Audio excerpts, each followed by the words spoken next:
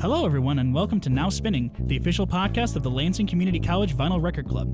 We meet twice a month to listen to vinyl and talk about music. Stay tuned to learn about how you can get in touch with us and attend our meetings.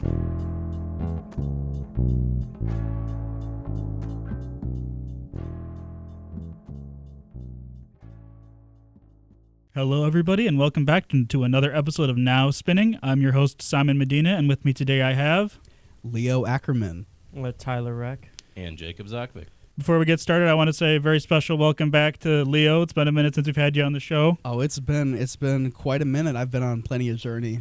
Glad to be back. We're very happy to have you. Yeah. We have quite a delightful topic for you all today. We're going to be talking about another episode of recent discoveries. This is stuff that maybe hasn't come out recently, but it's something that we've recently discovered, if you will. So, Leo, why don't you get us started? Yes, of course. So it has been a minute since I've been on the podcast. It's been quite a hot minute.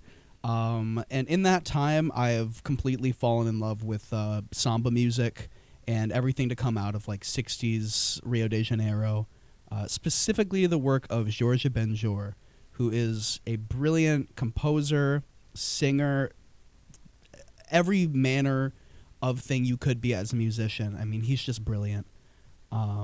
Specifically the record Força Bruta, which is just this lush, sweeping, like, it's very hard to describe the way his music sounds because it is very like smooth and pretty, like a lot of like bossa nova is, you know, a lot of 60s Brazilian stuff. It tends to be just like very gorgeous and very nice. Mm-hmm. But Jorge Ben Jor, he's just like, the way he writes and arranges is so unique to him, and the way he sings, it just gets so weird that he doesn't sound like anyone else. Like, if I recall correctly, he said his inspiration as a vocalist came from jazz musicians and like horn players, and you can tell, like, he'll flip his voice, it'll sound like, you know, he's changing octave on a trumpet. It's just such like a distinct shift.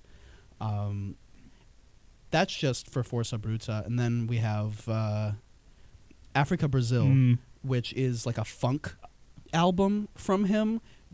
I think Jorge Ben Jor, correct me if I'm incorrect, I think Jorge Ben Jor got his first wind in the U.S. If it wasn't from writing Mas Que Nada for Sergio Mendes, it was because I think David Byrne like heard the first track on Africa Brazil playing in a record store when he was in South America. I didn't know that. That's very interesting. Yeah. I mean, you can kind of hear, I mean, that album, it's like a very wonderful album. It's very heavily inspired by, like, you know, funk rock, that kind of stuff. But like, I listened to that, and like one of my first thoughts was like, this kind of does remind me of Talking Heads almost. Oh, yeah.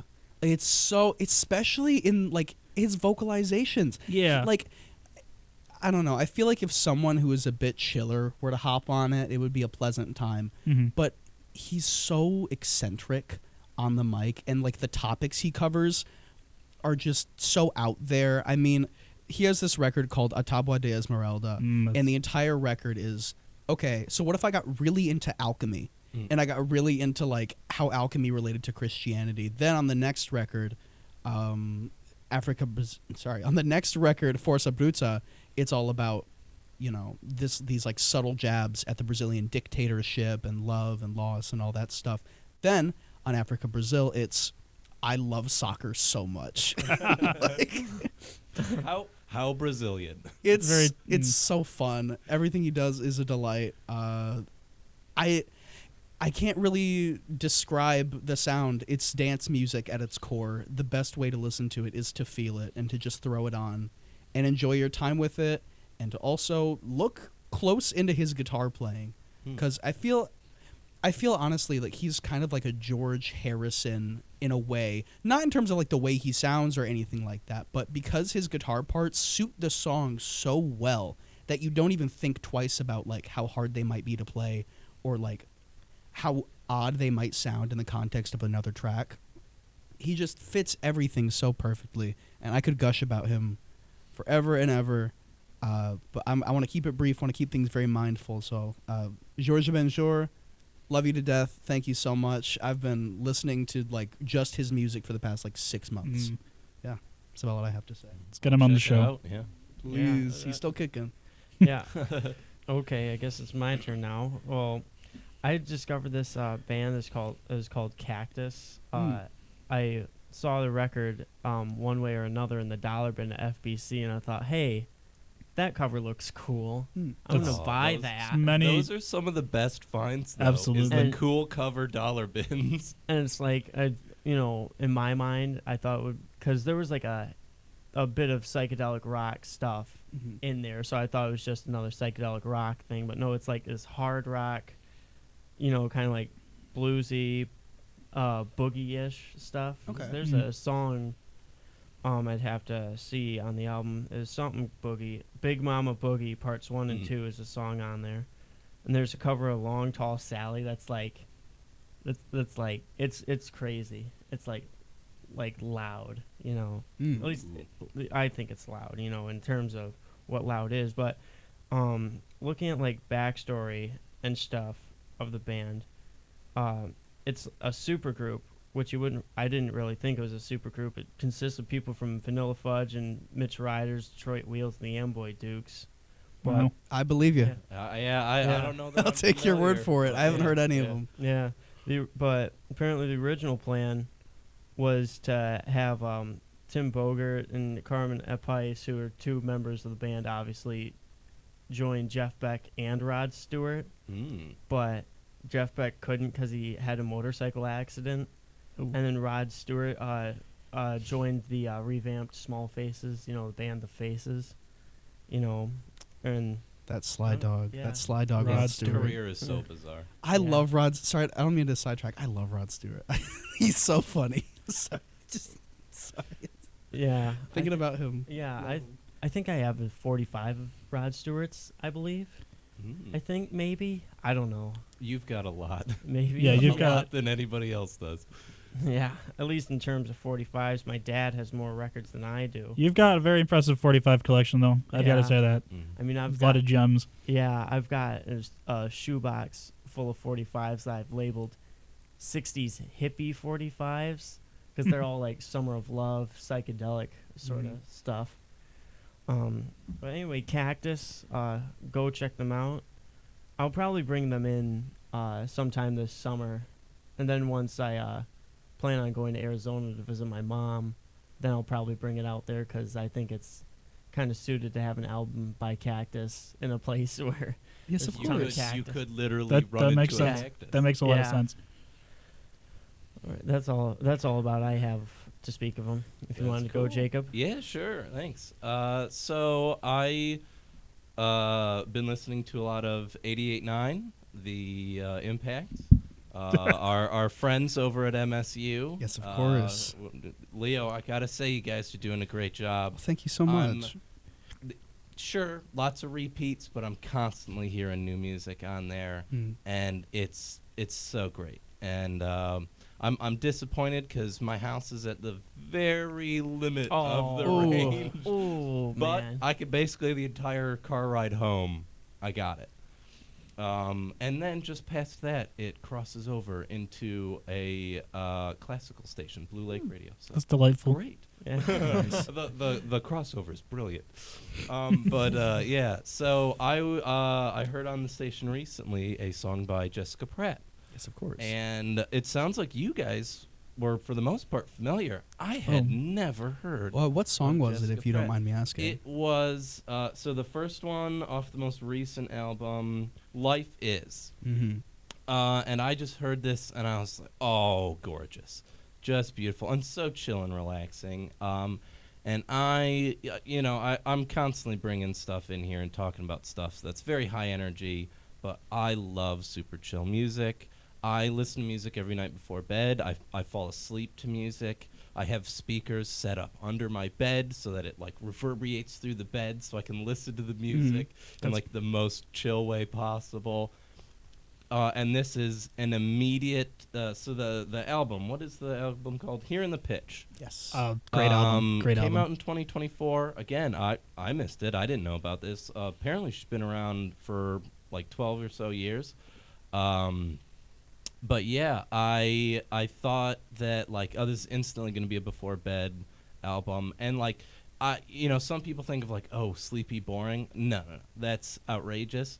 boring music is terrible to listen to before bed because that's when you let your mind wander. Yeah. You need good music that is chill and relaxing, and this is beautiful. So I was looking online. She's compared to a lot of different people, but weirdly, the person that I was thinking of, I didn't see mentioned anywhere. I was listening to it, and I thought, boy, she kind of sounds like Blossom Dearie, which I know is like a bit of a deep cut. Most people don't know Blossom Dearie. But, I like Joni Mitchell, Joan Baez were both big ones. Leo, you were saying you knew a lot about this. Oh, yes, I do. To keep things brief, Jessica Pratt has, like, ever since I was 15, I've been like, Jessica Pratt is like one of the best living songwriters. Like, she is the moment. Like, her self-titled record from 2015 or so, that was like one of my favorite things ever in high school. And I think it was a 5-year gap between Here in the Pitch and her previous record. I think it's like On Your Own Love Again or something. Maybe that's her second one. I'm misremembering. But there was a huge gap between records, and I was like, oh no, is she going to be one of those artists that just like releases a few albums and then like kind of disappears in the sunset? And it's like, one of those cases where brilliant artist drops a few releases and then just like goes and works at like an accounting firm or something. Thankfully not. Here in the Pitch, it's everything I wanted and more. After years and years of waiting, it's just so gorgeous. Yeah. Mm-hmm. And her voice sounds like no one else. Go listen to Blossom Dearie. I need to listen to Blossom Dearie. It's like her and Blossom Dearie. I can't think of like anyone else with that timbre of voice. It's that like girlish but like very, very like high pitched woman, but like very smooth.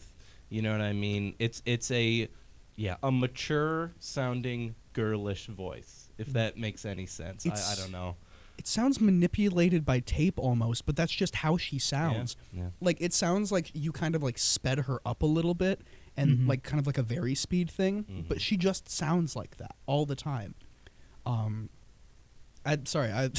love her to death. No, you I can love her to death. It, man. That's great.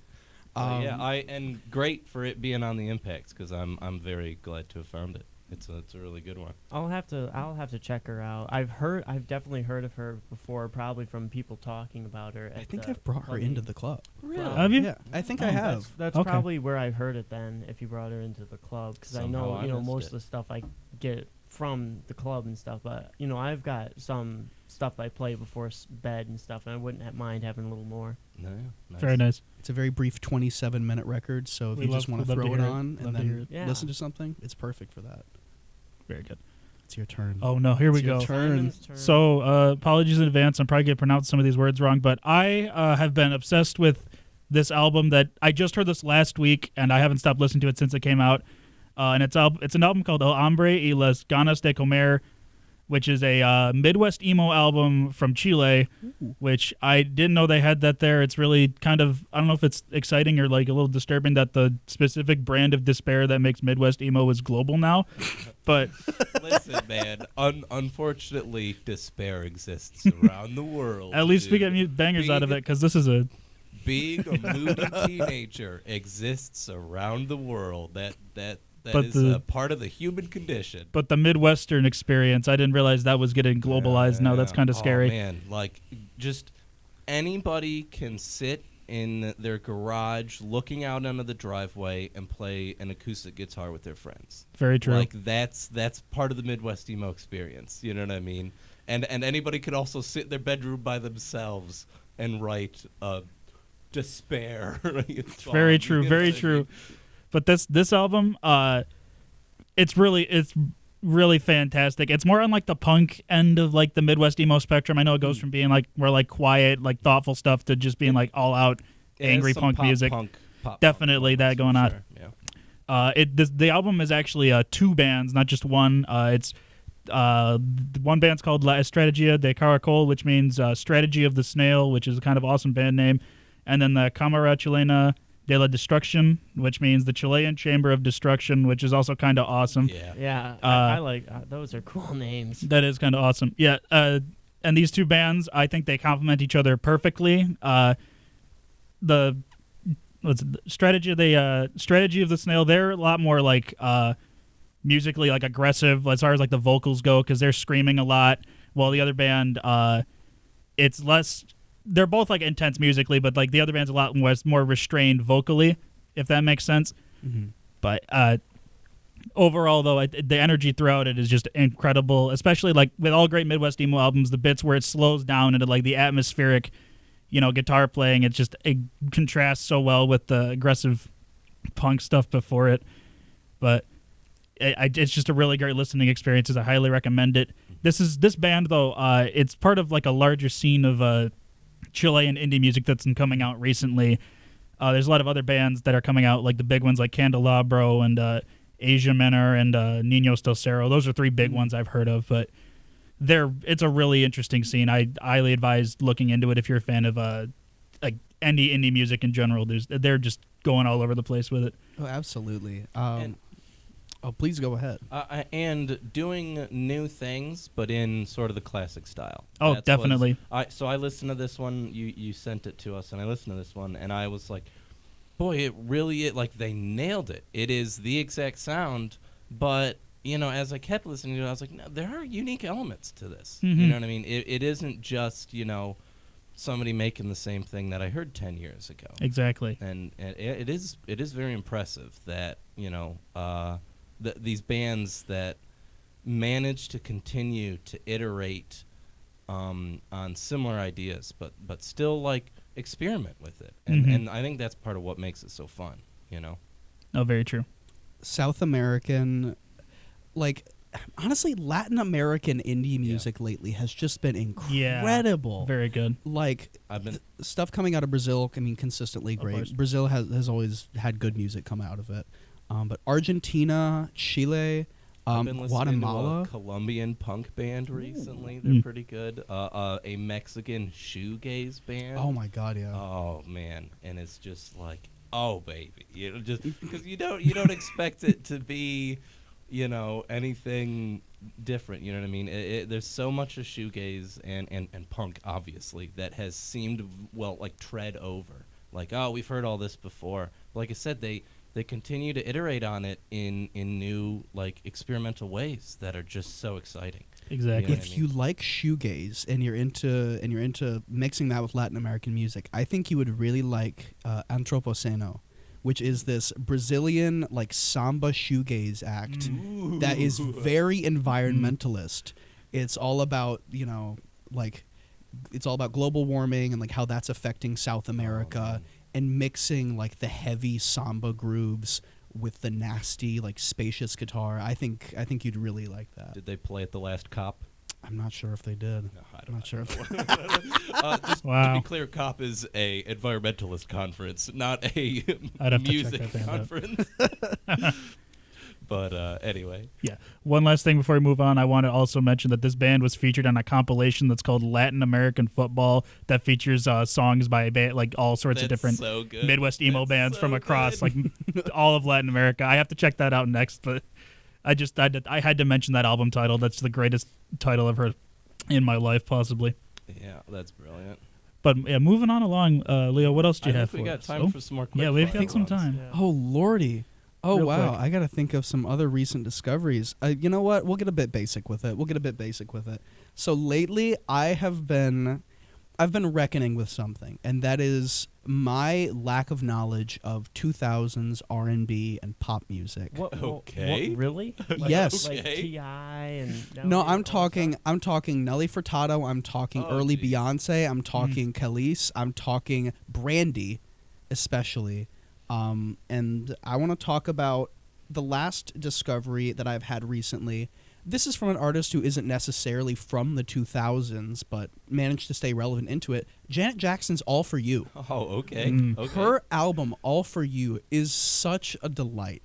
I can't think of many other words to describe it with. It's a delight. Janet Jackson, throughout her discography, has always been she's very socially conscious, but she's also just so fun.